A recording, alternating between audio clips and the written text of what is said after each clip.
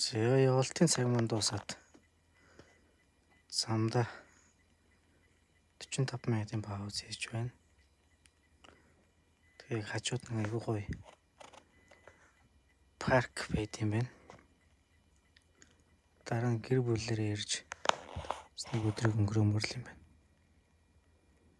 Тэр дээрэс нь хальт харав.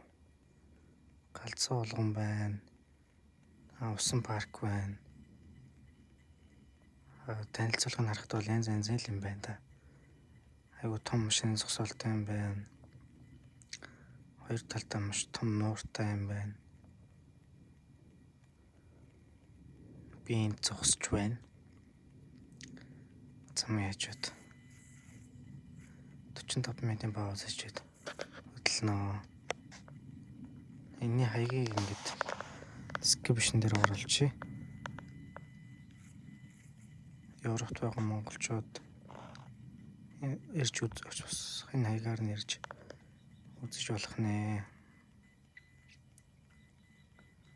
Германы Лайпциг хотод байдаг юм. Чигүүд бол Лейпциг гэж ярьдаг.